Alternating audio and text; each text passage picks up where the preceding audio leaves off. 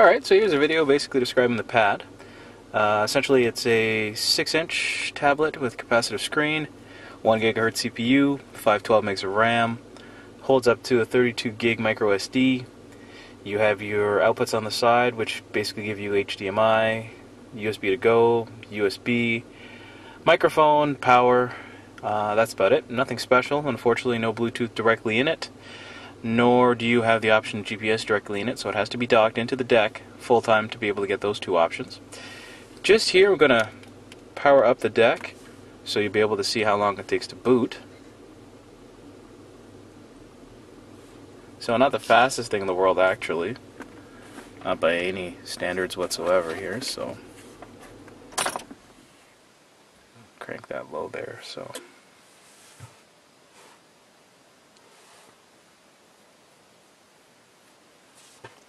as this is loading, essentially it is an Android Gingerbread device, 2.33.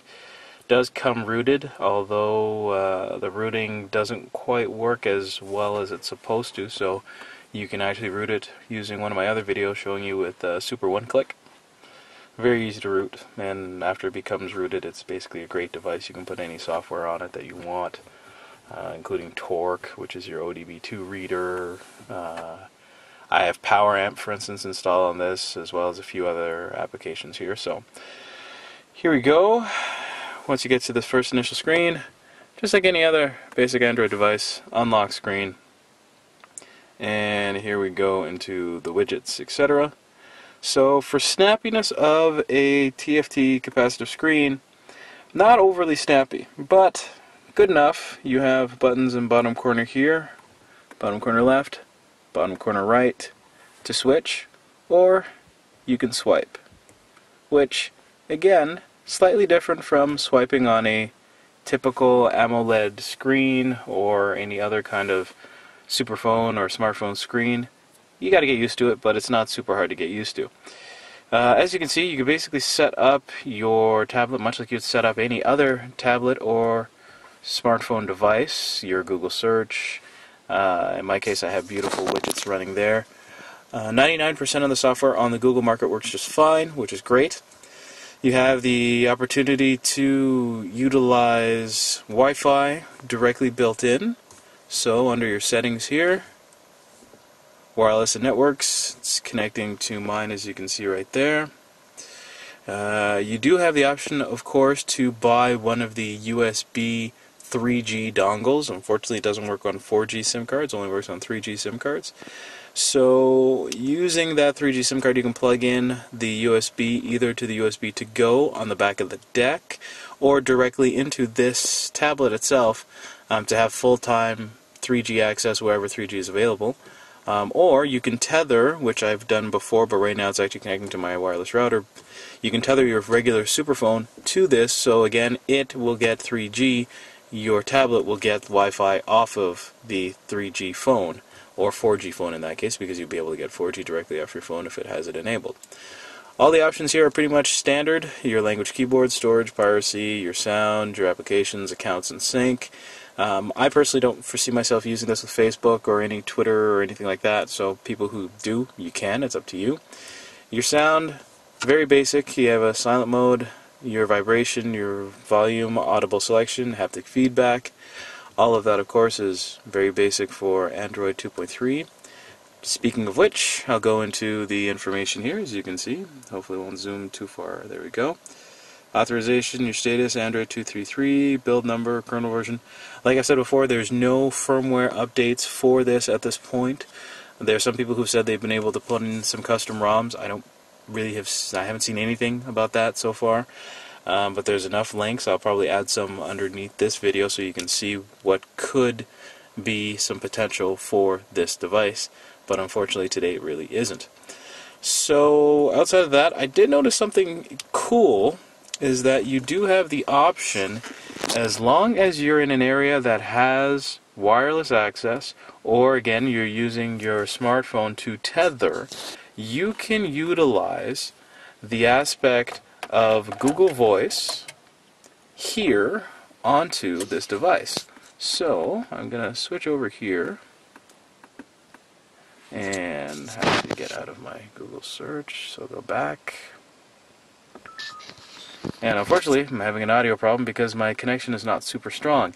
If I had at least 3 bars here, I would be able to launch Google Voice and use a voice-activated system, such as what I also have installed, known as AVX. So AVX would basically, in the corner there, say, you know, I'm listening for computer. That's what I've used as my wake phrase. Computer. Not quite sure if it'll launch it again because I have very limited connection from my garage, but if I had more than 3 bars, it always works, which is, you know, surprising anyway for a tablet of this nature.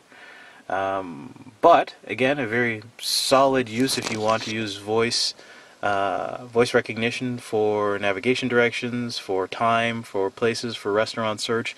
Do a search on AVX. You find it's a great piece of software, definitely worth the money. I bought it and it works beautifully on my SGS2. It's a great piece of software to voice activate everything, and it's not quite what everybody says by it being a Siri-like application or a Siri killer for the iPhone series, but it is a very good automated voice system. Outside of that, I'm going to go into some video playing here, which again, I have a 32 gig card loaded with different movies of choice for my little lady, including Bolt. Okay. And what else do we have? Despicable Me on MKV. Just so you know, BS player, great player, which pretty much plays everything. From MKVs to M4Vs to M2TS. I can control the volume.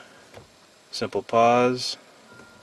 Control the volume up and down. There we go. Control the brightness. Up and down. Seek through the movie. Just like so. So for those looking to, again, not have to drag around DVDs and just use everything digitally, it is a great piece of software to use. I want to hit the back button. I can get out of that real quick. Go over to my home button up here. Works just fine. If I had enough network connection, I think I'd be able to show you YouTube working just beautifully like any other tablet would.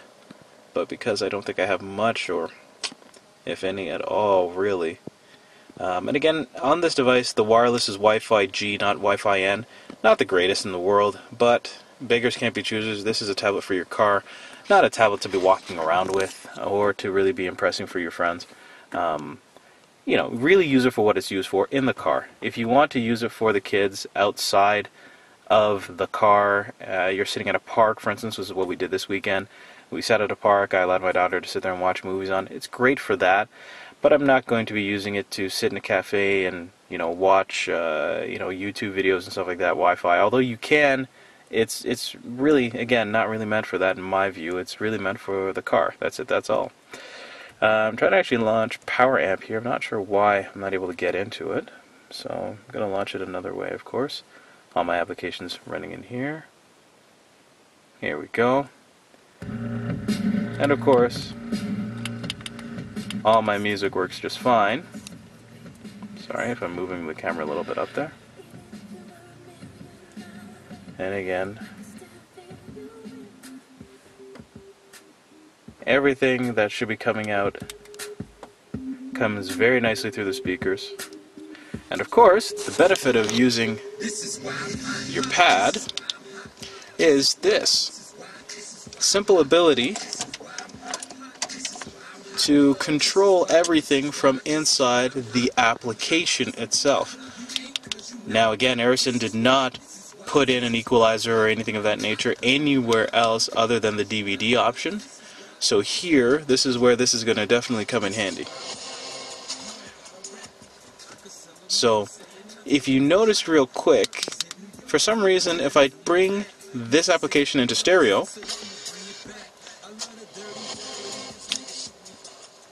you actually get the sound coming out of the back of the tablet at the same time as coming out of your system. So by default, mono is engaged as soon as you plug this into the dock. Very intuitive, very smart, and I'll be very honest, I like it. So, that being said, I can go back. Other than that, all the other applications again that I would typically use, the locale, the maps, the GPS, turn-by-turn GPS works super well. I don't think there's any real problems other than, like I said, you need to have a good internet connection as to where you are for all aspects of using voice activation. And of course for the maps you need to have an a good internet connection where you are. So connect it, either tether it to your phone or get the 3G adapter if you have one of those plans where you can buy more than one SIM card and split it up amongst the SIM cards. Other than that, the pad is what it is, a pad for the car. You can easily use it for more than that if you like, but don't complain if it's not as fluid as, you know, the iPad, or if it's not as fluid as something else. I mean, you have a built-in browser option here.